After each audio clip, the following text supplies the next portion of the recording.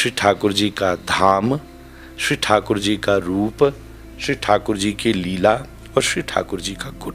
यादव प्रभु पूरा गोपी गीत ये 5 चीज है। कहीं ठाकुर जी के रूप की बात कर रही है, सरदुदाश्रये साधु जात सत। आपने मुझसे बार बार जब मंजरी जी ने विषय पूछा तो अचानक हृदय में एक बात आई, जो कि उपासना वाले लोगों के लिए भी, रसिकों के लिए भी, अभी अभी जो प्रवेश कर रहे हैं वो, और या जो डूबे हुए हैं वो, सभी के मनोनुकूल बात बनेगी।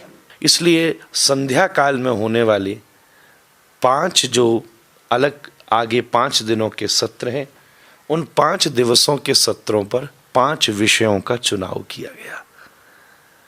और वो 5 विषय हैं श्री राधा रमण लाल जी, श्री कृष्ण, श्री ठाकुर जी का नाम, श्री ठाकुर जी का धाम, श्री ठाकुर जी का रूप, श्री ठाकुर जी की लीला और श्री ठाकुर जी का गुण।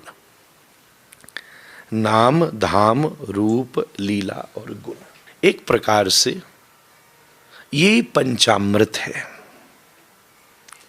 और यही पंचामृत श्री कृष्ण सबको देते हैं। ये 5 में सब कुछ आ जाता है। यादव प्रभु पूरा गोपी गीत ये 5 चीज है, कुछ और नहीं है। गोपी श्री कृष्ण का नाम ले रही है बिलग बिलग। पहले श्लोक में धाम की बात कही है, जयति तेधिकम जन्मना ब्रज। कहीं कहीं ठाकुर जी के गुण की बात कर रही है, नखल गोपिका नंदनो भवान। कहीं ठाकुर जी के रूप की बात कर रही है, सरदुदाश्रये साधु जात सत सरसी जोदर स्त्री मुषादृशा। कहीं लीला की बात कर रही है, विषजलाप्ययाद व्याल राक्षसाद वर्ष मारुताद। तो क्या है पूरा गोपी गीत, पूरी श्रीमद् भागवत, श्री नाम, धाम, रूप, लीला, गुण।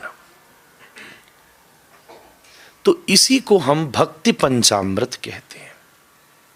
ये 5 वस्तुएं भक्ति का पंचामृत है। जितने भी उपासक हैं वो इन 5 में से ही तो एक का आश्रय लेंगे।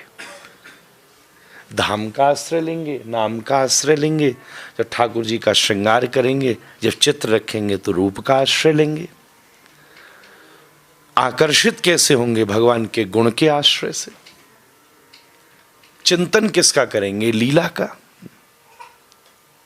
यही तो 5 के आसपास हम सब लोग घूमते रहते हैं। कुछ भी कर लो, आना तो यही है। कुछ भी कर लो, कोई सा मंत्र कर लो, कोई सी उपासना कर लो। और ऐसा भी कहना चाहिए, चक्रवर्ती पाद लिखते हैं, के रसे स्थितिम करोति आसा कथा। इन 5 वस्तुओं की चर्चा ही कथा है।